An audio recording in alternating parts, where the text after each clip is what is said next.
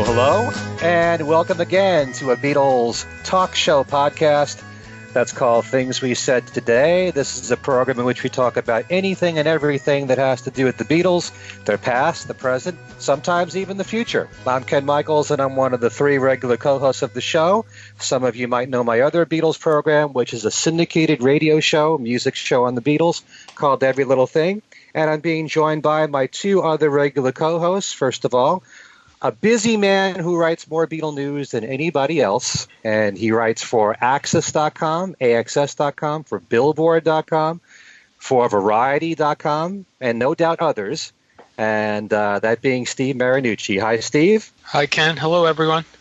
And also we have our musicologist who writes for Beatle Fan Magazine, also for the Wall Street Journal for many years with the New York Times in their classical department.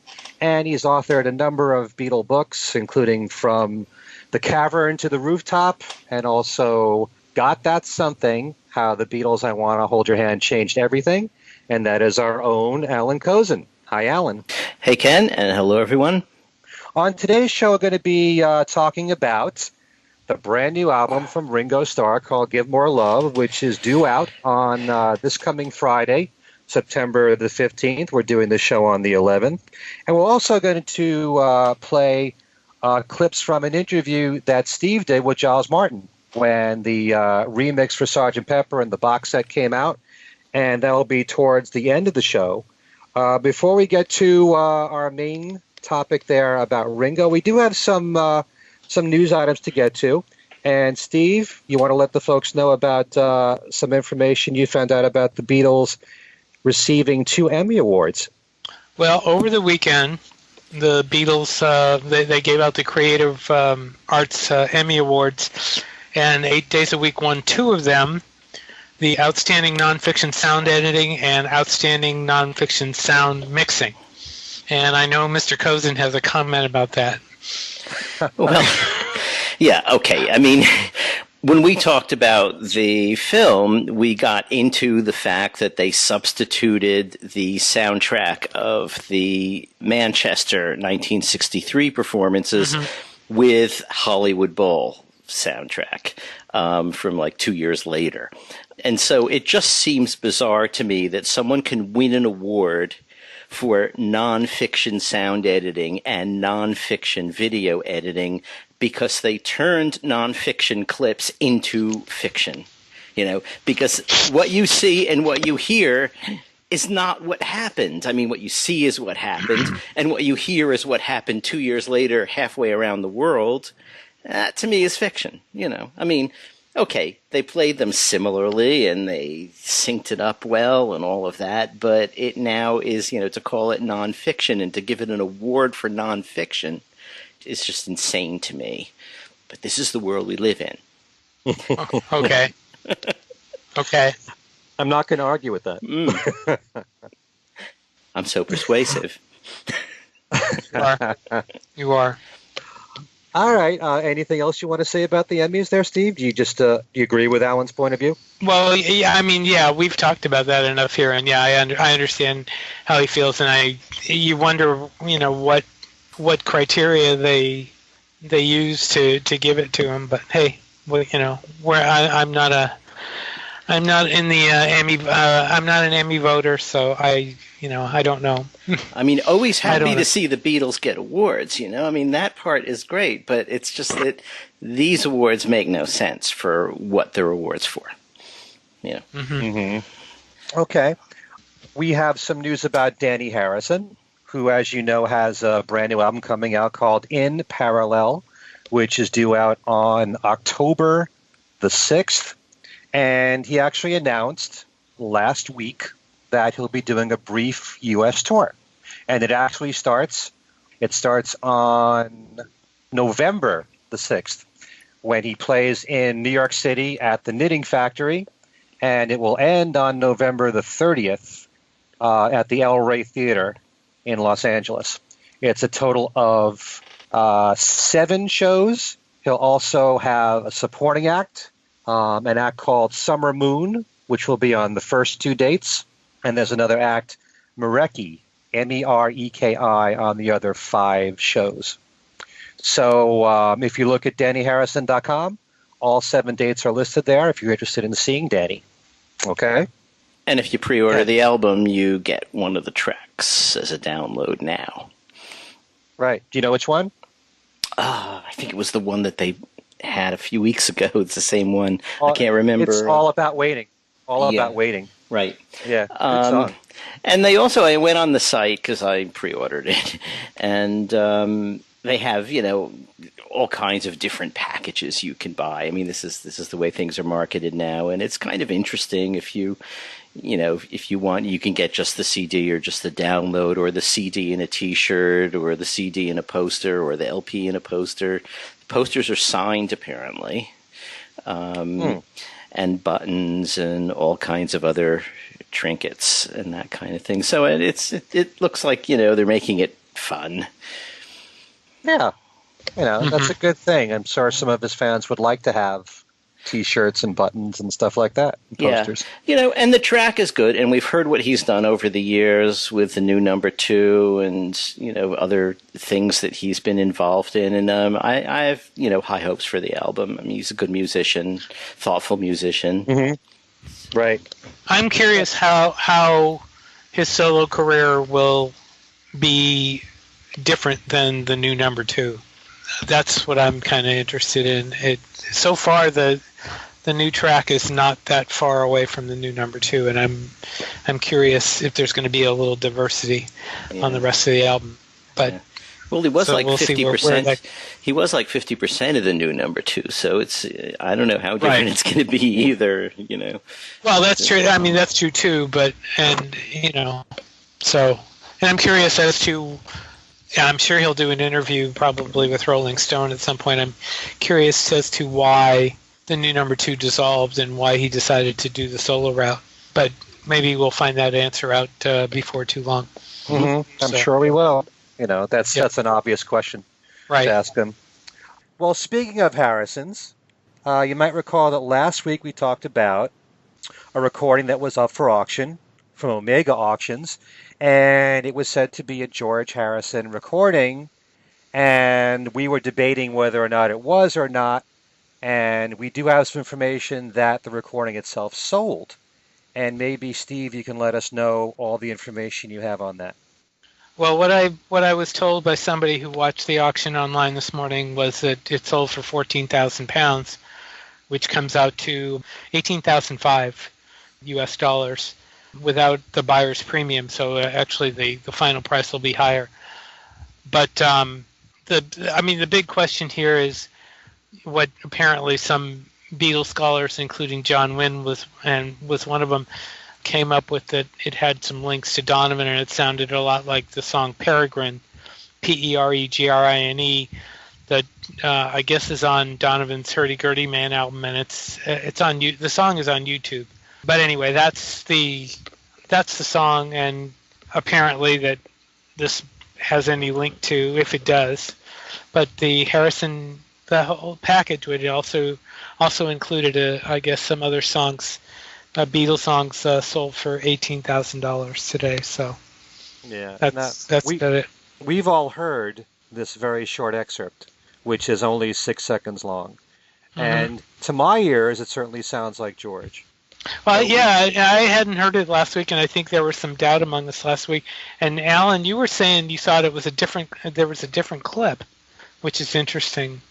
I don't know. I didn't hear the one that you guys heard today. So what I heard, you absolutely couldn't tell anything about anything from. Okay.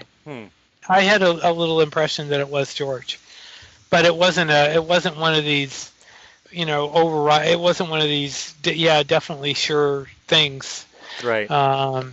So there's still maybe some question as to whether it's him, but somebody thought it was him.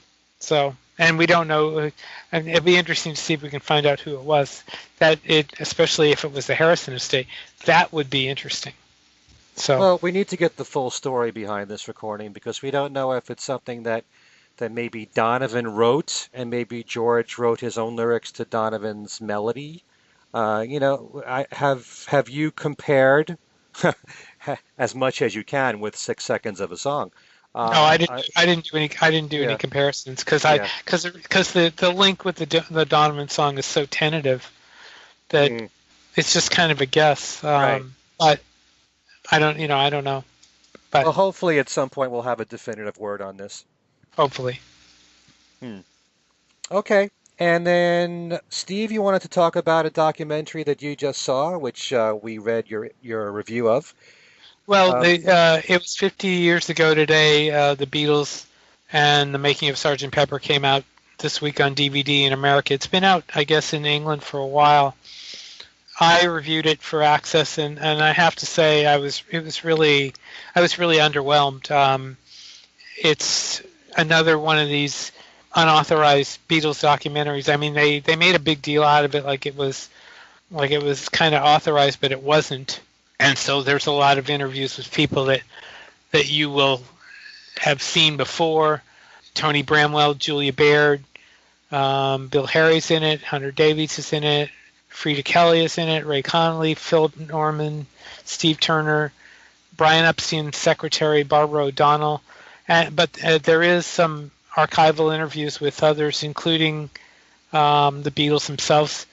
The one standout thing that I mentioned in the interview that I thought was interesting and may have some interest for people is that a lot of the archival footage is longer than normal. The director sent me a note this week that they had worked really hard to get some of this stuff, and that some of it had not been seen since it was originally broadcast. The archival producer on this is Keith Badman, whose name a lot of people will know from his Beatles reference books, and excellent reference books.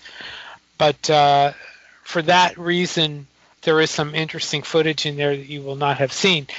The U.S. set also includes a second set of bonus features that has a tour of Beatles sites, that has interviews with Julia Baird and Pete Best, and also has an interview with Andy Peebles, which I was quite critical of because he talks about double fantasy, and why Andy Peebles is talking about double fantasy in a documentary about Sgt. Pepper is beyond me.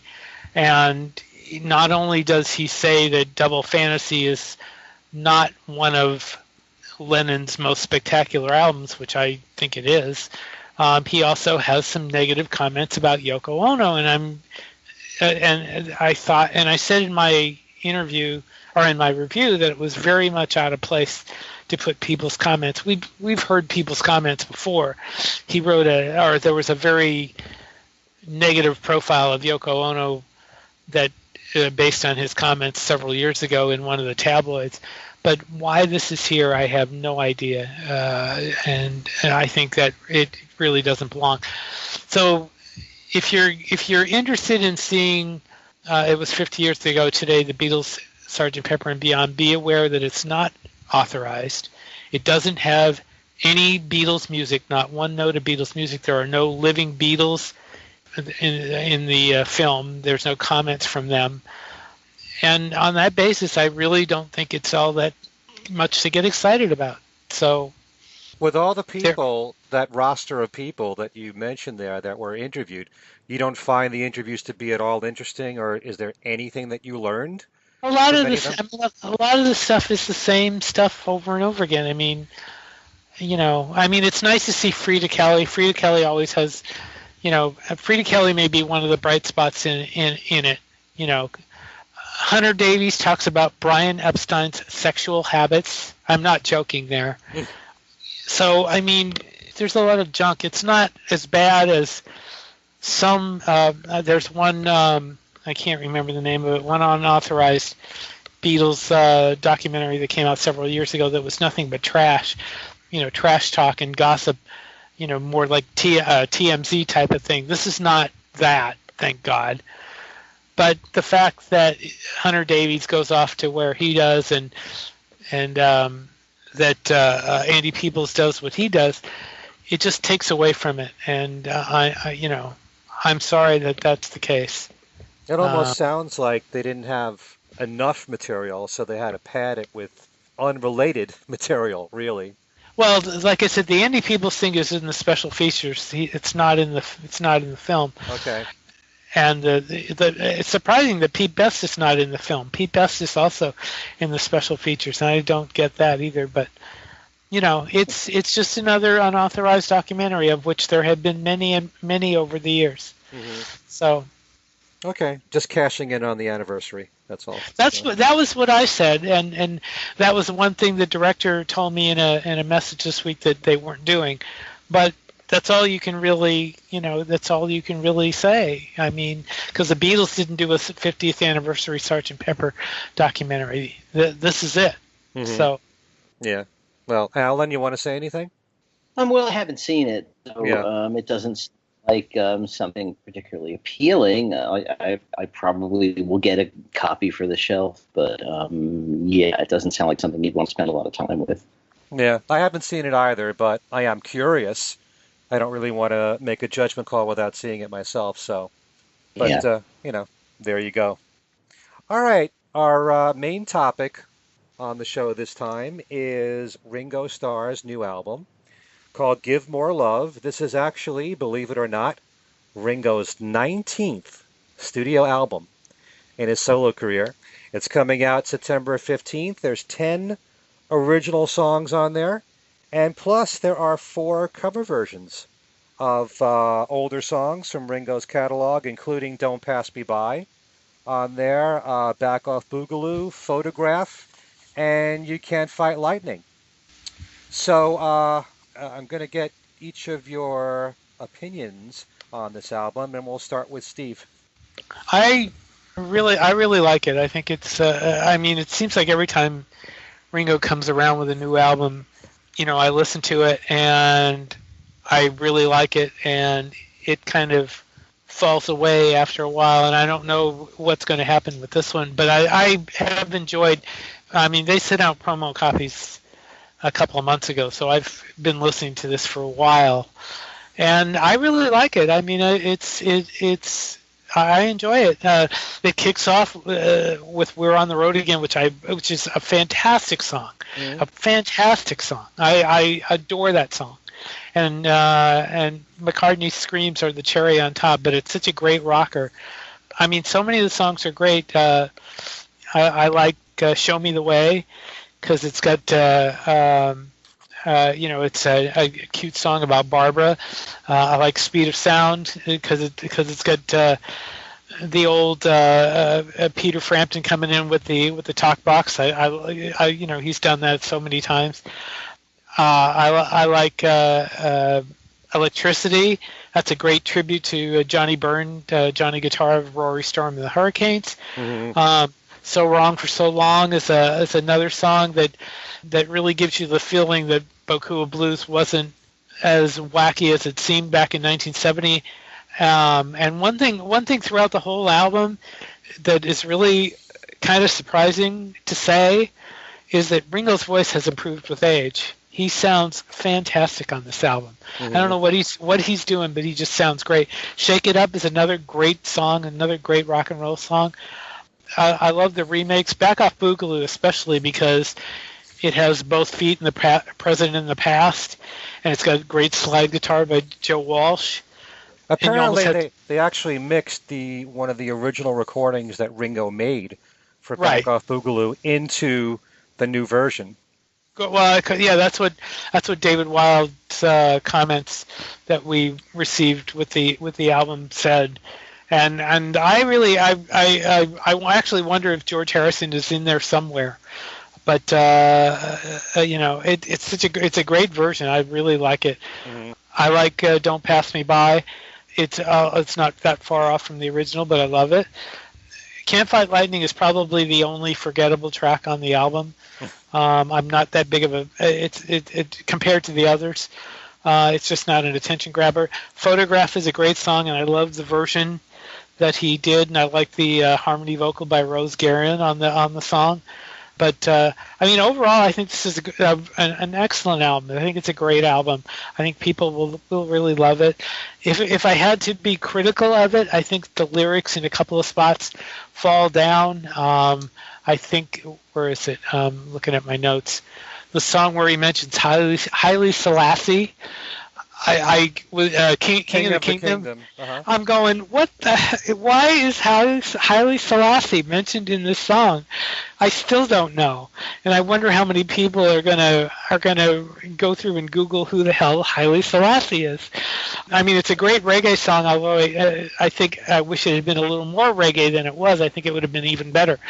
But I think overall the album is great, and lyrically, I think except for instances like that, I think it's really good. I think the one thing about Ringo's albums that have been really good the past few years is the playing, is the studio work. He really puts a lot of time and effort into making this a studio album, and I think from that point of view, it definitely is that.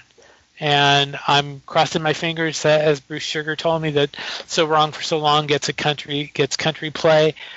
He told me that they were hoping for that. I think Standing Still is another one that could do that too, but because it's got a great Dobo solo by Greg Lees. But overall, I think this is a very good album. I do. I think it's one of his best, and we keep saying that he keeps improving. But between his singing and the playing, I think this is a wonderful album. I give it an A- overall. Wow. Okay. Well, I know that we mentioned this before on the show, but for anyone curious who isn't aware, the reason why Ringo had some of these cover versions on this album is because there are two bands here that actually performed at his birthday party in Los Angeles at the Capitol building. And one of them is a band called Van de Veer, and they cover Photograph and Don't Pass Me By with Ringo. And then there's a band, Alberta Cross, that covered You Can't Fight Lightning. So, and Backup Boogaloo, as we said, is mixing an original recording that Ringo made of the song into a new version. And I think if you listen to the full version of this new cover, it sounds like he goes back and uses the original recording again towards the end because the vocals sound different.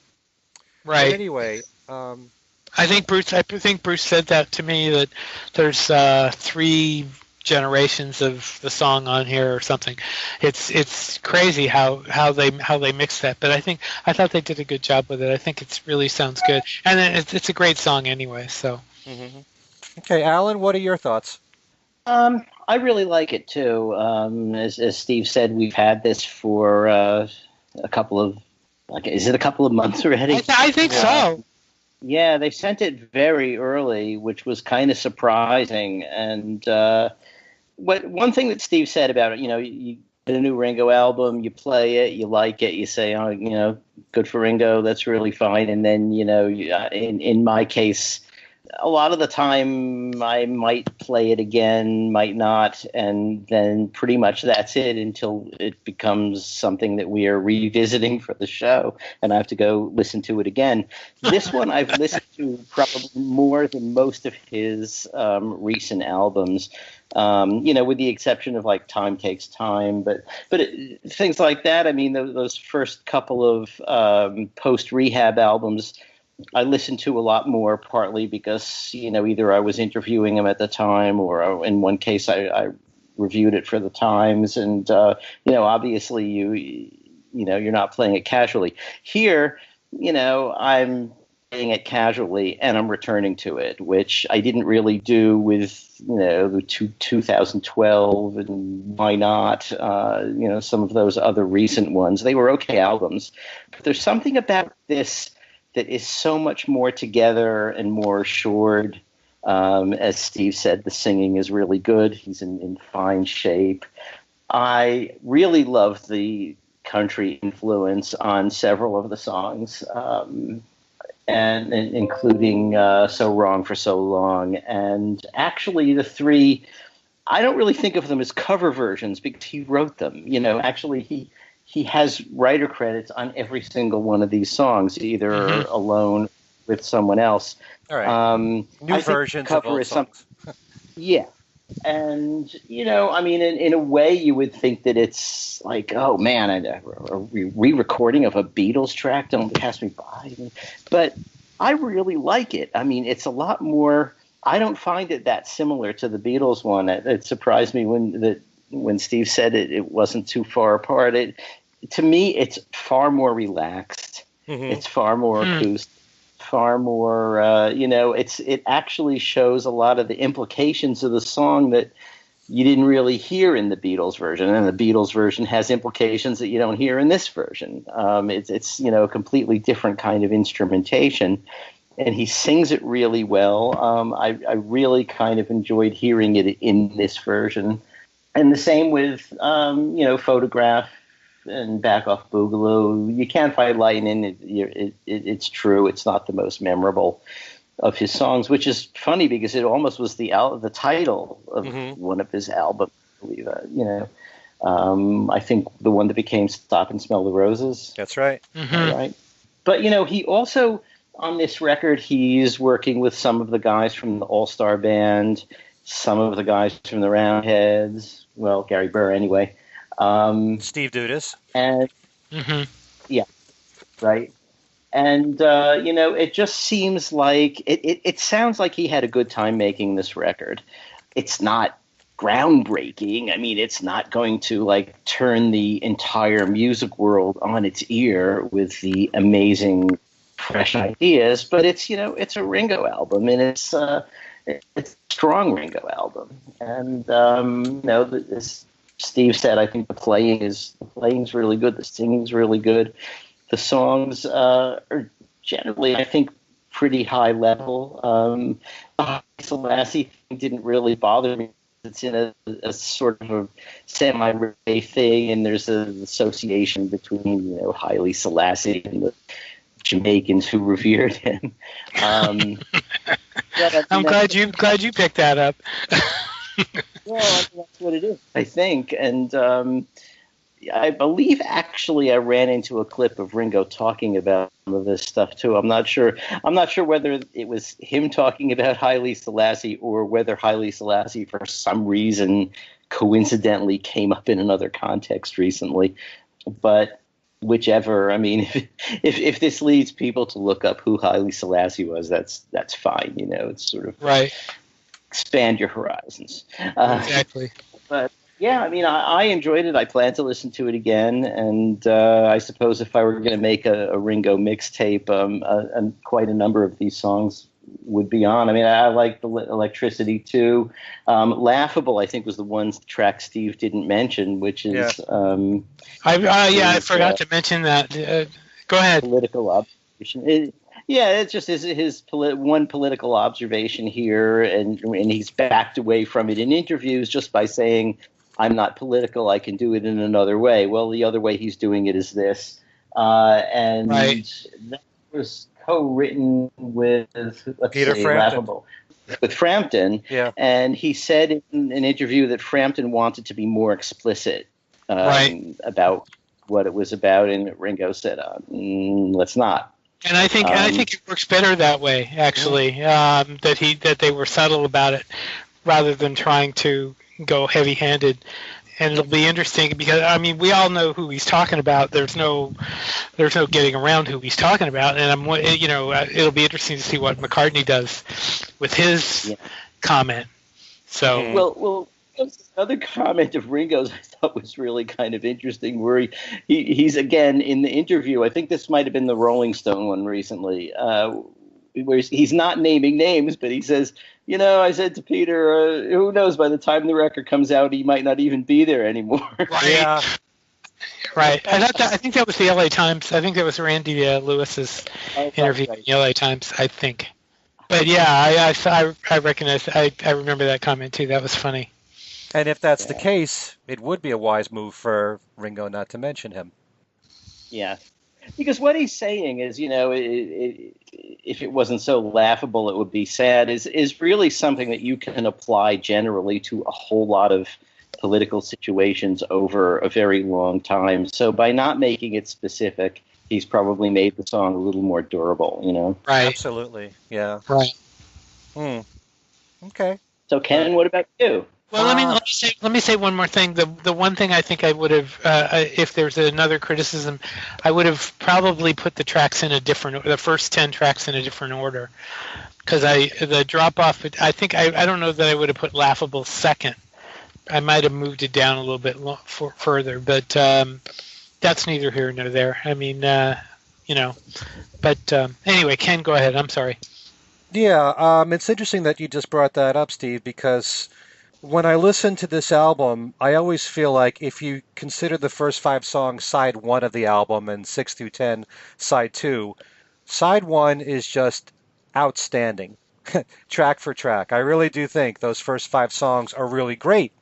And I do like the other songs too, but I just think that it's very solid, each of those five songs. I like what you said, Steve, about Ringo's vocals, and I do feel like he's very comfortable with his vocals being what they are. He has a limited range. He knows what he's capable of, but he sounds great at what he can do. And he sounds like he's having fun. And I also love the way that this whole album was mixed. I love how you can hear every single instrument very well. I love the fact that the drums are mixed up and you can hear what Ringo's doing on these songs. And Some of them are some of those drum fills are wonderful. I mean, they're really cool. They're really nice. absolutely. Listen to "We're on the Road Again." Listen to his drums there. It's Hmm. just outstanding. What I've liked in general about the albums that are post Mark Hudson from Ringo is that he has worked with some of the same people time and time again, and he's still working with Gary Burr and Steve Dudas, which I like from the Roundheads. But it's not like, you'll know Peter Frampton's guitar playing in most cases when you hear it. But if you take a song like Laughable, it's not like as a song you would say, well, it's obvious Ringo wrote that with Peter Frampton. Every song sounds like a Ringo song, regardless of who he's writing it with. And that doesn't mean that the person that he's collaborating with doesn't have an influence. I'm sure they do. There's two songs that he wrote with Steve Lukather. We're on the Road Again is one of them, and Show Me the Way.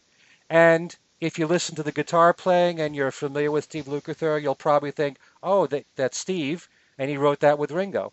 But as a song, as a composition, it's not like you would say it's obviously Ringo and Steve Lukather. They're still Ringo songs. Ringo still maintains his own identity, regardless of who he's writing with. So I really like that aspect of Ringo songs in general, not just on this album, but the previous albums, after Mark Hudson. Laughable is an outstanding track too. There's a great lead guitar riff throughout the song, which is extremely catchy. Show Me the Way is a really nice ballad that has grown on me. Paul plays a really nice bass part on it. In fact, when he was invited to the session, he was there primarily to play on Show Me the Way, and then he added his bass to We're on the Road Again. So Ringo, I don't think, was expecting Paul to be on two songs, but he ended up being on two songs. Speed of Sound is another one. These are extremely catchy songs, and he wrote this one with Richard Marx. And I'm really impressed with the songs that Ringo has written with Marx in the last few albums, especially Not Looking Back on Postcards from Paradise. Great ballad there. But Speed of Sound is a song where you'd hear it and you wouldn't think, oh, that's obviously Richard Marx. Very catchy stuff throughout the first five songs. Standing Still is another song just like that. And there's great playing from the Dobro by Greg Leese on the song there. And Ringo wrote that with Gary Burr. Seems like Gary always gets one song with Ringo that he writes for each of Ringo's albums. King of the Kingdom, according to my liner notes, it just lists Ringo as the songwriter, but I did see an article where I believe Van Dyke Parks was the collaborator on that song. And it has a nice reggae sound to it. And I like that aspect of it, as well as the sax playing from Edgar Winter on the song. The playing from all the musicians is really good.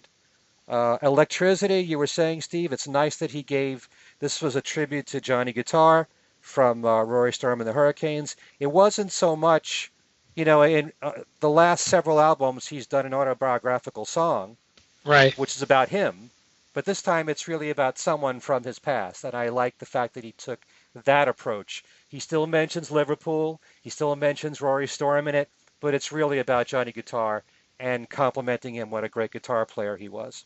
Hmm. And So Wrong for So Long, Ringo is just so natural doing this country music, and I can certainly hear country stations playing it, but this song has much more of a traditional country sound to it than contemporary country. But he's right at home on that track right there, and he wrote that. That one's really grown on me a lot. I didn't so much care for it when I first heard it, but I like it a lot more now. Hmm. Yeah, I just I wish Ringo would do a lot more country. Many is the time I said I wish he'd go back and make another country album, or even I, I've even suggested have a country all-star band. I don't know if that will ever happen in the future, but Ringo loves country music and he's so natural doing it, and this song is proof of that, as are many songs through his solo career. Shake It Up. That's a great idea. A country all star band. That would be a lot of fun. Yeah, he'd be more at home, I think, with a lot of the classic country artists. I don't know how many of them are still around Right. where it would That's the work. problem. Yeah, but So Wrong for So Long, great song. And Dave Stewart, he wrote that with Dave. Shake It Up is a song that reminds me a lot of Matchbox. It's got that Carl Perkins feel to it, three-chord rock and roll. Ringo loves it. He's very comfortable doing that. And Give More Love, the title track, reminds me a lot of Never Without You melodically.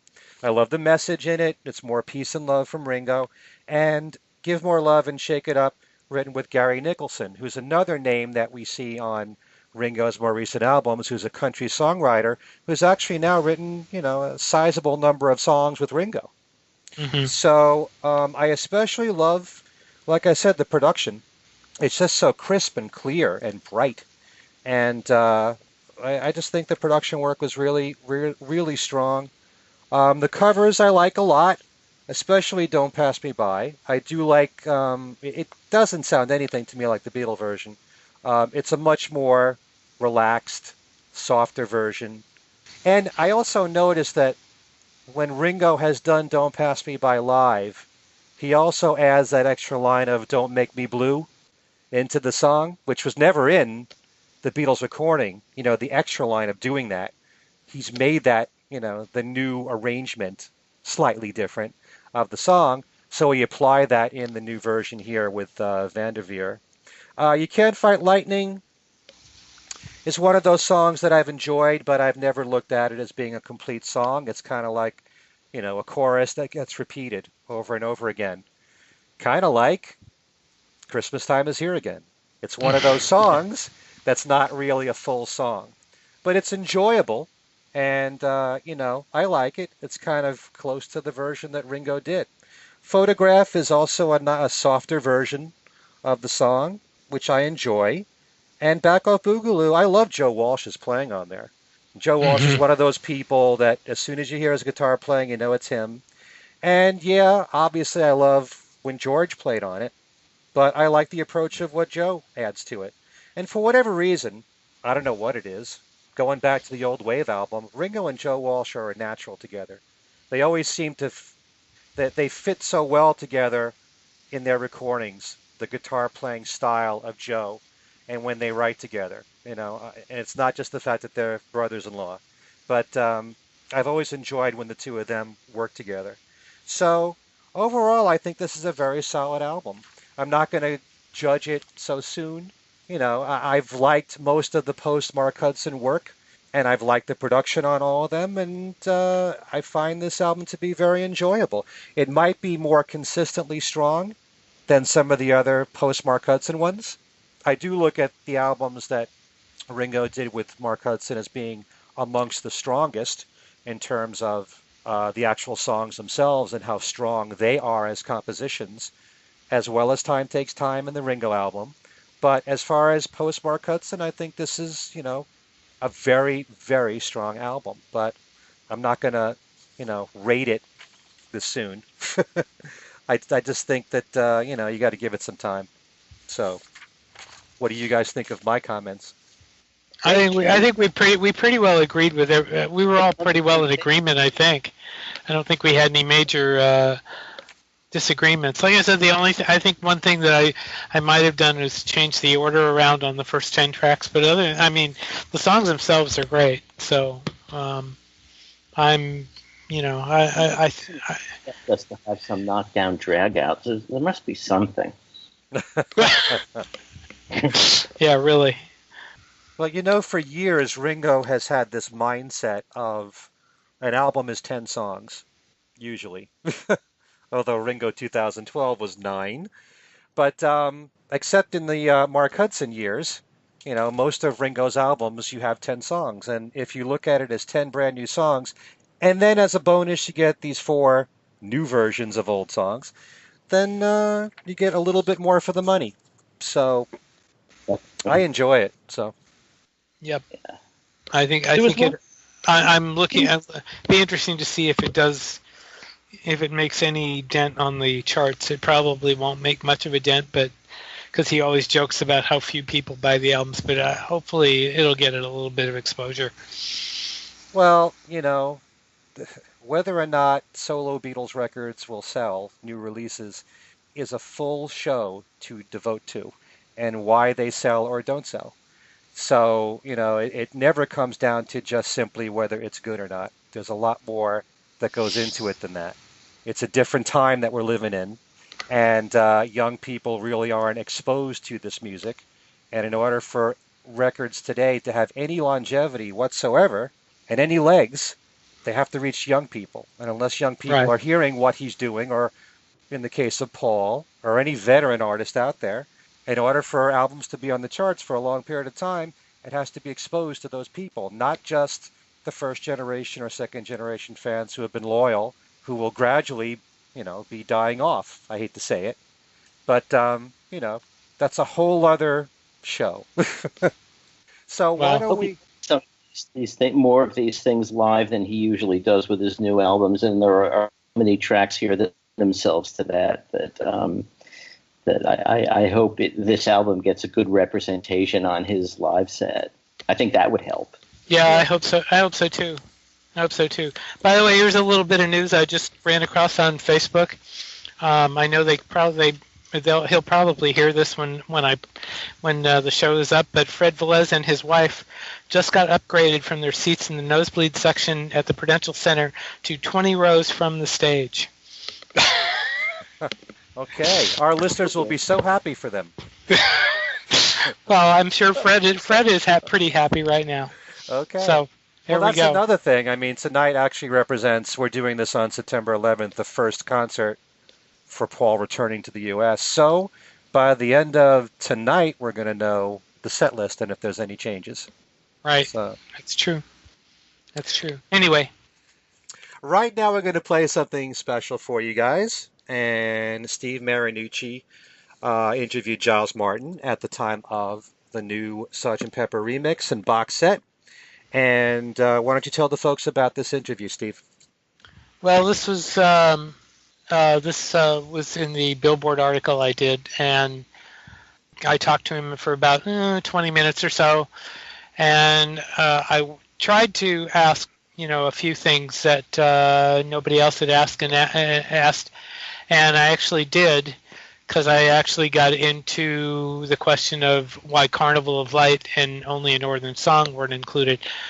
But I thought I asked him some good questions. And some of the stuff, if you read all through the interviews, you've heard before, but I think a couple of things are probably a little different, especially the last clip where I asked him what the possibility of other albums being done in the way they did Pepper was, and since we've heard since that it's probably more likely than he indicates here, but at the time there was no other speculation, and he did leave the door open, and so that's where you can hear what he has to say, and then we'll there's something else to mention that we'll talk about after the clips are over. Go ahead, Ken.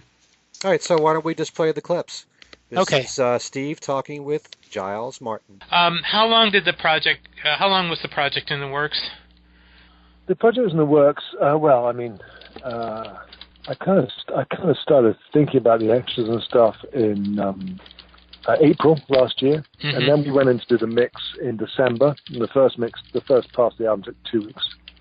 We mixed pretty quickly.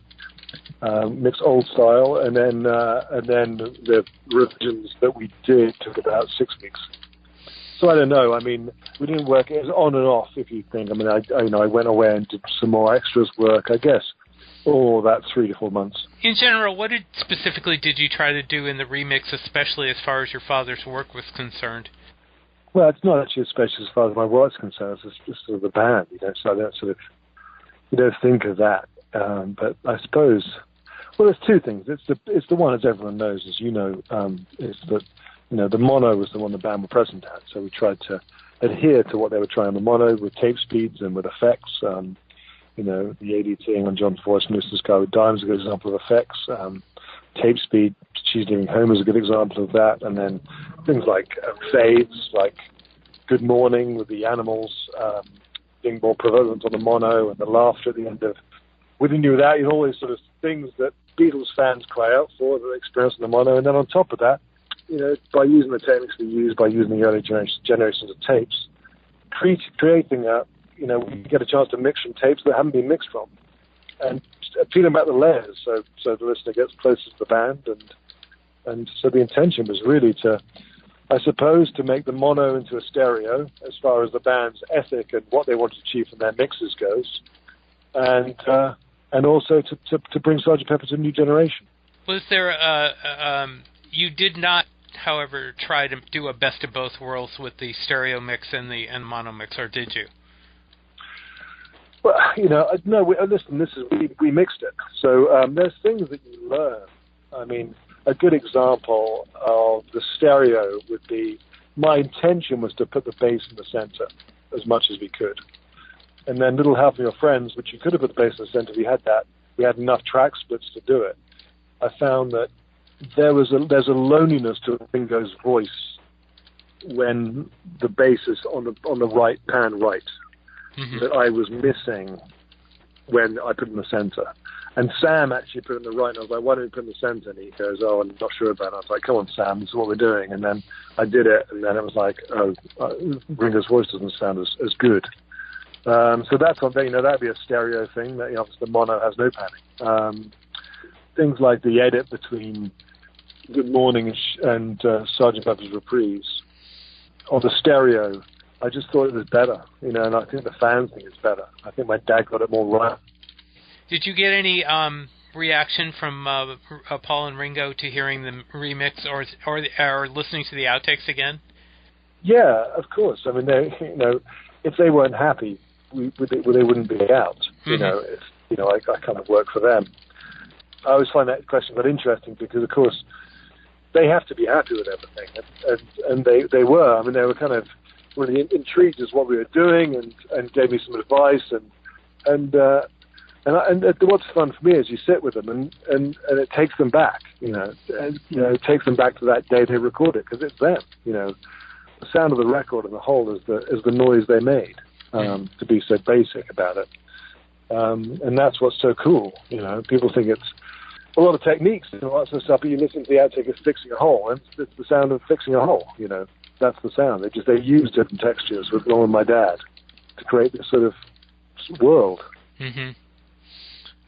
If you could point to your favorite tracks, both from the remix and from the outtakes, what would they be? Your personal favorites?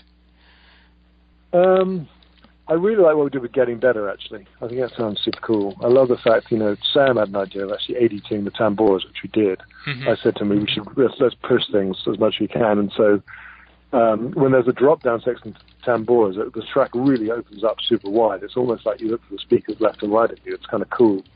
And I kind of think that's what, and then when the bass and drums come in on that track, you kind of hear, you just hear what great players they were.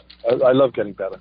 It wasn't, the reason why I love that is it wasn't really a song, my favorite song off Sgt. Pepper's is probably A Day in the Life, but I know that one, and I've mixed it before. And then as far as the outtakes goes, there was a cool thing where I didn't know about the hums they recorded in A Day in Life, and I found that session. It's just fun. It's just like, you hear them trying stuff and throwing paint at the walls, as it were. Mm-hmm. And it's just intriguing how committed they were, and how you can sense in that recording, even though it didn't make the album, it kind of wasn't a good idea. Actually, also the fun thing was finding the original piano session from when they recorded the final piano chord. The same sort of thing, same sort of vibe. You think, right. Wow, it's this simple. It's just them in a room just banging on a piano. Mm-hmm. And how iconic is that? Why didn't you include Only a Northern Song and Carnival of Light? Well, two different reasons. Carnival of Light was never meant to be on Sgt. Pepper. Carnival of Light was never meant to be a record, in fact. It's one of those things that fans talk about. It's kind of like Revolution Number 9, which is meant to be on a record, but it was meant for the Roundhouse, and I think we should do something cool with Carnival of Light, but it was never meant to be on Sgt. Pepper. You're referring to Only Northern Song being part of the recording sessions. Only Northern Song was on Yellow Submarine. And we thought about it, and we discussed it, and we talked about it. But the thing is that it's much cleaner for people coming across this album to have the album as it is, and with Strawberry Fields and Pen Lane, which no one can argue as part of the story, and do those extras. So that's why we chose to omit those two songs. Is there a possibility of other albums getting similar attention to what you did with Pepper? Although obviously you're not going to put out 6 sets for every album. But I mean, is there a possibility of the other albums getting any kind of backstory like this? I don't know. I mean, let's do this one first and get it out the door, and then think about it. Is my answer to that. I think it depends on how it's received and whether it's valid. I'm really happy with the work we've done. I'm really happy with the reaction that it's had. But I think we should all take a breath and then think about the next thing. But yeah, I mean, it's certainly been an honor working on it. All right, there you have it. Steve's interview with Giles Martin. What did you think about that, Alan? He said, some interesting things, things that he basically are his script for this production. The Carnival of Light and Only a Northern Song thing, I didn't find that persuasive.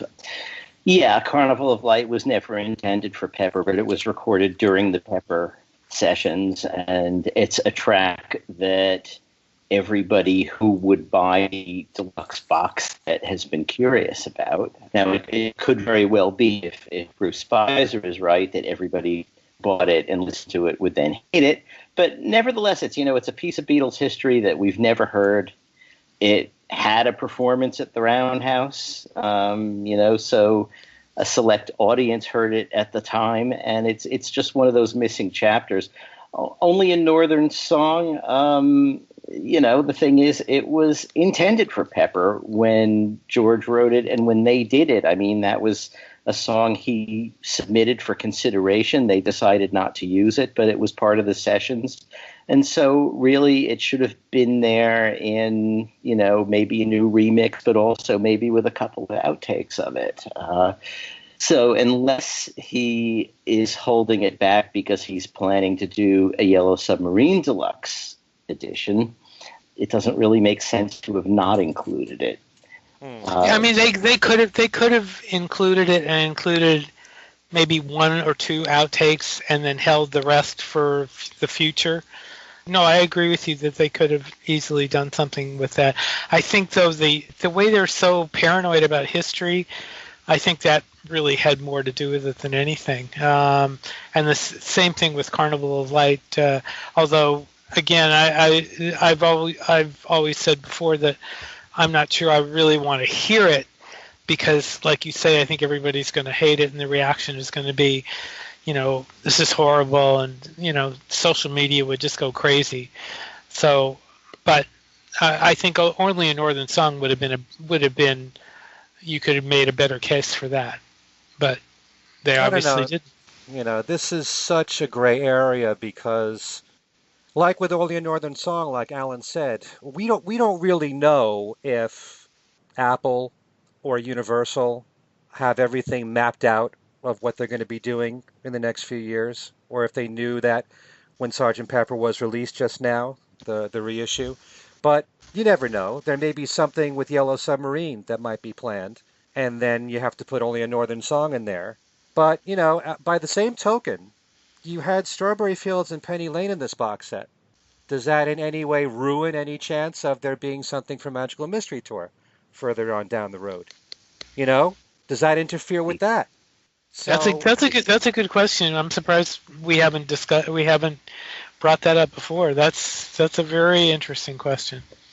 So you've got these extra songs that you tend to associate with other albums, and you don't really know where to place them. Right.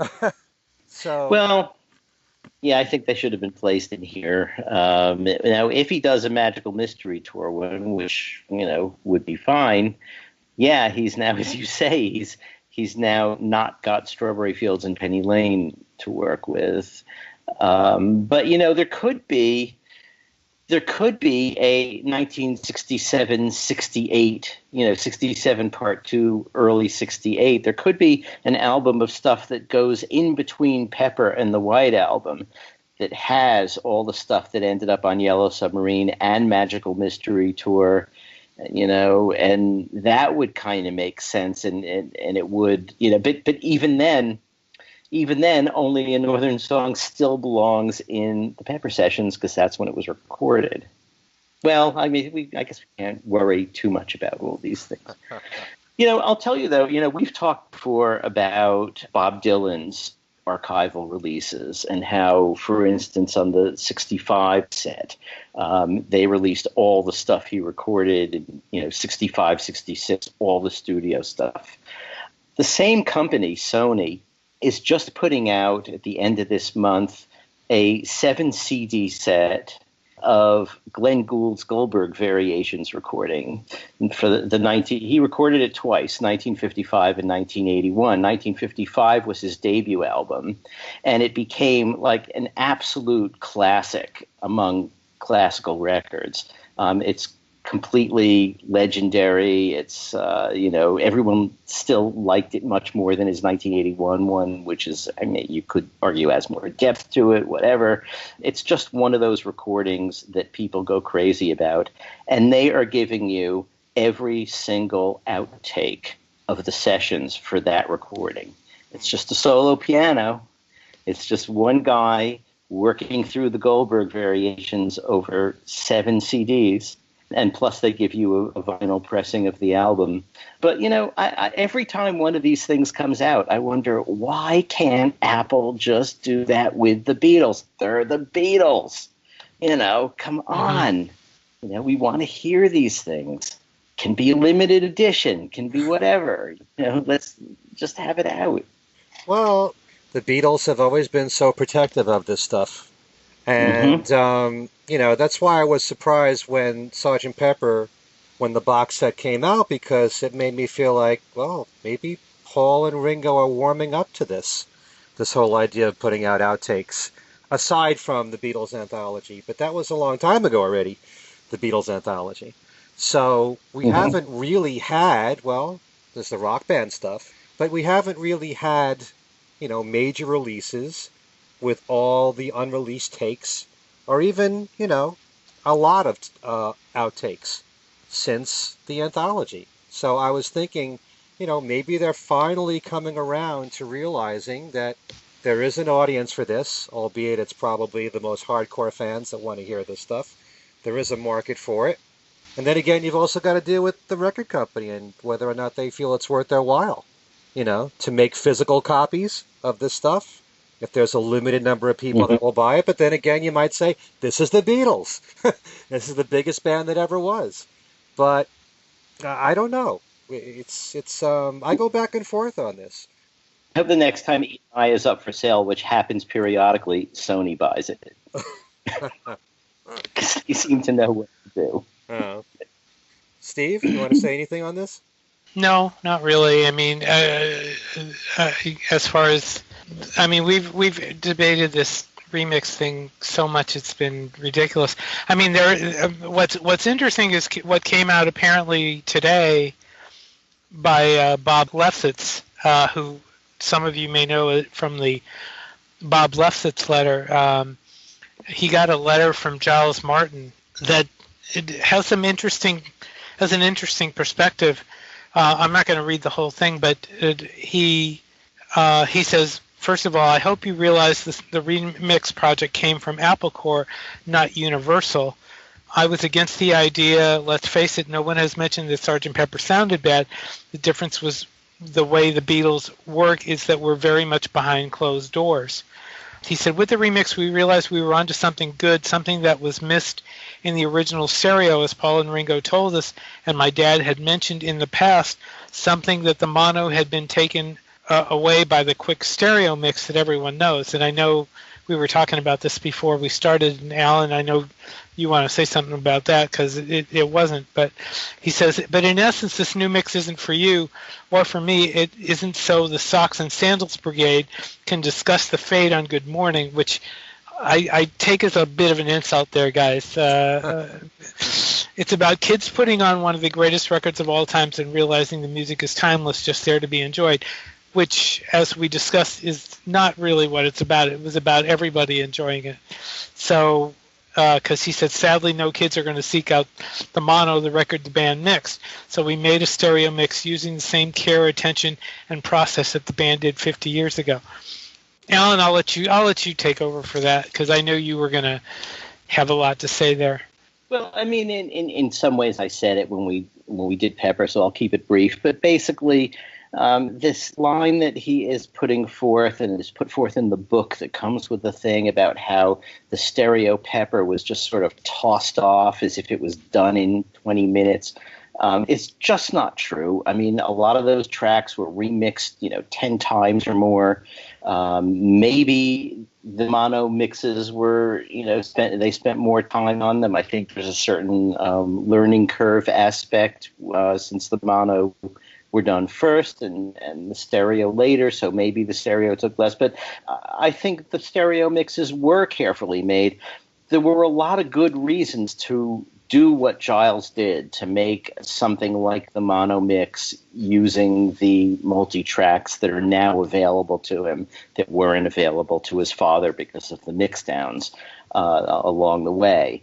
But the reason given that nobody cared about the stereo mix is just not really true, and it's demonstrably not true. So I sort of wish he didn't keep saying that. And that's all. Yeah, we even brought up the fact that Jeff Emmerich has been bringing this up, that they spent much more time on the stereo mix than we've been led to believe, or what's been said. Yeah, it's all getting to be sort of an urban myth, even as far as Pepper, which, don't think so. Yeah, and it's kind of interesting, for one thing, that Giles said this was an idea from Apple, because it's kind of been my understanding that when a new project comes out on the Beatles, someone approaches them with it. So this must have been Paul and Ringo wanting to do this initially, and getting Yoko and Olivia to agree. Mm-hmm. So well, there could be a level of discussion that Giles wasn't privy to, like Universal going to Apple and saying, listen, Pepper, 50th anniversary, you really should do something, and then them mulling it over for the number of months that they may have taken before going to Giles and saying, we'd like you to do this, So what the actual truth of who came up with it is, I don't think we'll ever really know. Right. Although it says there, Giles said it was Apple, not Universal. Right, Giles says that. Yeah. Giles might not have been in the room when Universal went to Apple. You know? That's true. You know how things work. But it is interesting the way that Giles looks at this, that young people, if they want to discover this album, are not going to go hunting down the mono version. So that's part of why the stereo remix was done. Yeah, I find that a little oddly short-sighted too, because apart from the sort of, as Steve says, insulting socks and sandals brigade thing, which he's mentioned a number of times, I don't even understand the image. But, so that it's not so we can discuss the fade, that wasn't why it was. Okay, fine. But the fact is, the people who are absolutely guaranteed to buy this recording and, in fact, the deluxe set were these very people that he's kind of deriding. I don't understand that. Right. Young kids may or may not go out and get the new stereo mix, whereas we are definitely going to go out and get it. So why does our feeling about it not count? Mm-hmm. In response to what you just said, Alan, I think that there's always going to be some concern whether or not any Beatles release attracts a young audience. So you've got to care somewhat for that audience because, they represent the future and whatever remaining, sustaining influence the Beatles will have. So you can't just go and try to appeal to the older generation that would care the most about this. So there's nothing wrong with trying to please both, the young and old. Right. There is nothing wrong with trying to please both the young and old, but there is something probably a little wrong with trying to please the young, saying that what you're doing is not for the old ones, and basically deriding the old ones as the sandals and socks brigade. So it seems impolite to me, to your actual buyers, in the hope that your prospective but not proven buyers might actually buy it. Mm-hmm. All right. I kind of think that if you do a job that the people who really, really care about the stuff think is great, then that's something to build on with the younger audience. That's a good point. Theoretically, yes. I agree with you. That would be wonderful if that was to happen. All right, so we covered a lot of topics here on the show this time out, and just want to go around the table here and give you folks our contact information, beginning with Alan, how people can get in touch with you. It's pretty easy. You can just get me on Facebook under Alan Cozen or Alan Remix. And of course, we all read the show's email, which is thingswesaidtodayradioshow@gmail.com. There we go. All right. Steve, how about you? You can reach me directly at BeatlesExaminer@gmail.com. I have my own Facebook page where I post Beatles and other stuff.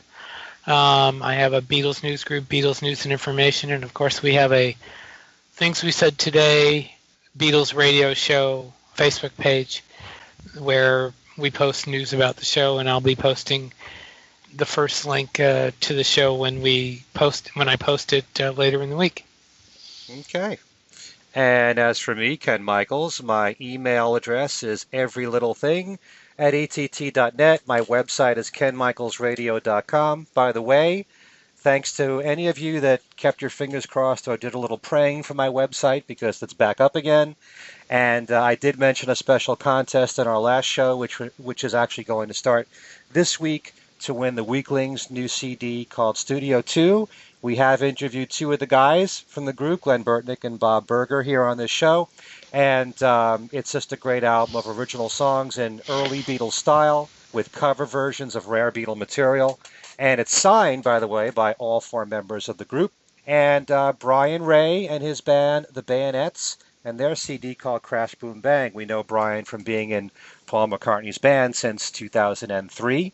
So you can win both those CDs in a special contest. And I've also just interviewed John Murjavi, who is in the Weaklings. He's kind of the George guy in the group. And I wanted to interview him because, like Glenn Burtnick, he's also part of the band Liverpool. And they're the house band that you see all the time at the Fest for Beatle fans. So we get the perspective of a musician that's been in a couple of Beatle bands or Beatles-influenced bands. And so that's on my website, too, on interviews page 4. Okay, so all that's going on the website, kenmichaelsradio.com. And this has been a great show. Just a lot of stuff that we covered here. So, for Steve Baraducci and Alan Kozin, I'm Ken Michaels saying thanks so much to all of you for listening, and we will see you next time.